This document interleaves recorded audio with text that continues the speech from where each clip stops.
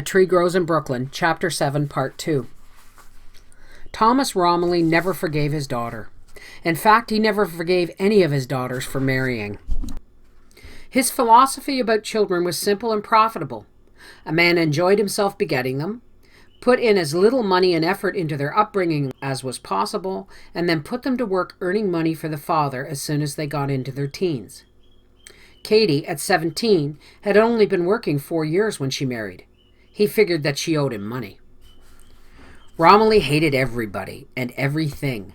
No one ever found out why. He was a massive, handsome man with iron gray curly hair covering his leonine head. He had run away from Austria with his bride to avoid being conscripted into the army. Although he hated the old country, he stubbornly refused to like the new country. He understood and could speak English if he wanted to, but he refused to answer when addressed in English and forbade the speaking of English in his home. His daughters understood very little German. Their mother insisted that the girls speak only English in the home. She reasoned that the less they understood German, the less they would find out about the cruelty of their father. Consequently, the 4 daughters grew up having little communion with their father. He never spoke to them except to curse them. His Gottverdammt came to be regarded as hello and goodbye, and when very angry, he'd call the object of his temper Durust, which he considered his most obscene expletive. He hated Austria. He hated America. Most of all, he hated Russia. He had never been to that country and never laid eyes on a Russian. No one understood his hatred for that dimly known country and its vaguely known people. This was the man who was Francies' maternal grandfather. She hated him the way his daughters hated him. Mary Romilly, his wife and Francies' grandmother, was a saint. She had no education. She could not read or write her own name, but she had in her memory over 1,000 stories and legends. Some she had invented to entertain her children. Others were old folk tales told to her by her own mother and her grandmother. She knew many old country songs and understood all the wise sayings. She was intensely religious and knew the life story of every Catholic saint. She believed in ghosts and fairies and all supernatural folk. She knew all about herbs and could brew you either a medicine or a charm, provided you intended no evil with the charm. Back in the old country, she had been honored for her wisdom and much sought for advice. She was a blameless, sinless woman. Yet she understood how it was with people who sinned. Inflexibly rigid in her own moral conduct, she condoned weakness in others. She revered God and loved Jesus, but she understood why people often turned away from these two. She had been a virgin when she married and had humbly submitted to her husband's brutal love. His brutality early killed all of her latent desires. She could understand the fierce love hunger that made girls, as people put it, go wrong. She understood how a boy who had been driven from the neighborhood for rape could still be a good boy at heart. She understood why people had to lie and steal and harm one another. She knew of all the pitiful human weaknesses and of many cruel strengths, yet she could not read or write. Her eyes were soft brown, limpid and innocent. She wore her shining brown hair parted in the middle and drawn down over her ears. Her skin was pale and translucent, and her mouth was tender. She spoke in a low, soft, warmly melodious voice that soothed those who listened. All of her daughters and granddaughters inherited this quality of voice from her. Mary was convinced that because of some sin she had unwittingly committed in her life, she was married to the devil himself. She really believed this because her husband told her so. "I am the devil himself," he told her frequently. She looked at him, the way the 2 locks of his hair stood up on either side of his head, the way his cold gray eyes slanted upward at the outer corners, and she sighed and said to herself, "Yes, he is the devil." He had a way of looking full into her saintly face, and in a falsely caressing tone, he would accuse Christ of unspeakable things. This always terrified her so much that she had taken her shawl from the nail behind the door, throw it over her head, and rush out into the street, where she would walk and walk until concern for her children drove her back into the house. She went to the public school that the 3 youngest children attended, and in halting English told the teacher that the children must be encouraged to speak only English. They were not to use a German word or phrase, ever. In that way, she protected them against their father. She grieved when her children had to leave school after the 6th grade and go out working. She grieved when they married no-account men.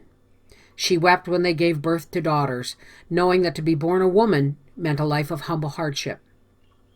Each time Francie began the prayer, "Hail Mary, full of grace, the Lord is with thee," her grandmother's face came before her.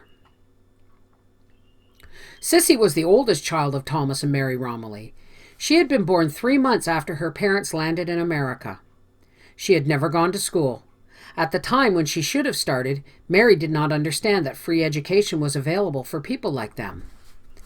There were laws about sending children to school, but no one sought out these ignorant people in order to enforce the law. By the time the other girls reached school age, Mary had learned about free education, but Sissy was then too big to start with the 6-year-olds. She stayed home and helped her mother. At 10, Sissy was as fully developed as a woman of 30, and all the boys were after Sissy, and Sissy was after all the boys. At 12, she started keeping company with a lad of 20. Her father nipped that romance by beating up the boy. At 14, she was going with a fireman of 25. Because he licked her father instead of the other way around, this romance ended in the fireman marrying Sissy. They went to City Hall, where Sissy swore that she was 18, and they were married by one of the clerks. The neighbors were shocked, but Mary knew that marriage was the best thing that could happen to her highly sexed daughter. Jim the fireman was a good man. He was considered educated, having graduated from grammar school. He made good money and wasn't home much. He was an ideal husband. They were happy. Sissy demanded little from him except a lot of lovemaking, which made him very happy. Sometimes he was a little ashamed because his wife couldn't read or write. But she was so witty, clever, and warm-hearted that she made of living a high, joyous thing, and in time he began to overlook her illiteracy. Sissy was very good to her mother and her younger sisters. Jim gave her a fair household allowance. She was very careful with it and usually had money left over to give her mother. She became pregnant a month after marriage. She was still a hoyden girl of 14 in spite of her womanly status. The neighbors were horrified when they watched her skipping rope on the street with other children, heedless of the yet-to-be-born baby who was now almost an unwieldy bulge. In the hours not devoted to cooking, cleaning, lovemaking, rope skipping, and trying to get into the baseball game with the boys, Sissy made plans for the coming baby. If it were a girl, she was going to call it Mary after her mother. If a boy, it would be named John. For some unknown reason, she had a great affection for the name John. She began calling Jim by the name John. She said she wanted to name him after the baby. At first it was an affectionate nickname, but soon everyone got to calling him John, and many people believed that that was his real name. The baby was born. It was a girl and a very easy birth. The midwife down the block was called in. Everything went fine. Sissy was in labor only 25 minutes. It was a wonderful delivery. The only wrong thing with the whole business was that the baby was born dead. Coincidentally, the baby was born and died on Sissy's 15th birthday. She grieved a while, and her grief changed her. She worked harder at keeping her house spotlessly clean. She became even more thoughtful of her mother. She stopped being a tomboy. She was convinced that the rope skipping had cost her the child. As she quieted down, she seemed younger and more childlike.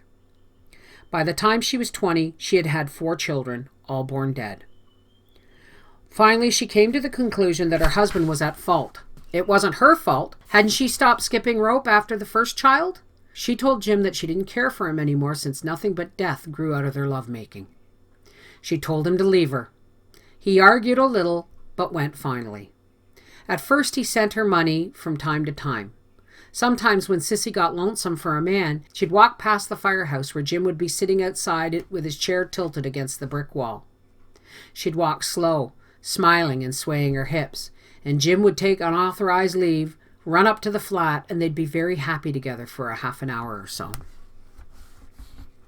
Eventually, Sissy met another man who wanted to marry her. What his real name was, nobody in her family knew because she began calling him John right away. Her second marriage was arranged very simply. Divorce was complicated and expensive. Besides, she was a Catholic and didn't believe in divorce. She and Jim had been married by a clerk at City Hall. She had reasoned that it hadn't been a church or a real marriage, so why let it stand in her way? Using her marriage name and saying nothing about her previous marriage, she was married again in City Hall, but by a different clerk. Mary, her mother, was distressed because Sissy hadn't married in the church. This second marriage provided Thomas with a new implement of torture for his wife. He often told her that he was going to tell a policeman and have Sissy arrested for bigamy. But before he could get around to it, Sissy and her second John had been married 4 years, and she had given birth to 4 more children, all born dead. And she had decided that this second John wasn't her man either. She dissolved the marriage very simply by telling her husband, a Protestant, that since the Catholic Church didn't recognize her marriage, she didn't recognize it either, and she now announced her freedom. John, too, took it in his stride. He liked Sissy and had been fairly happy with her, but she was like quicksilver. In spite of her terrifying frankness and overwhelming naivete, he really knew nothing about her and was tired of living with an enigma. He didn't feel too bad about it going away. Sissy, at 24, had borne 8 children, none of them who had lived. She decided that God was against her marrying. She got a job in a rubber factory where she told everyone she was an old maid, which no one believed, and went home to live with her mother. Between her second and third marriage, she had a succession of lovers, all of whom she called John. After each fetal birth, her love of children grew stronger.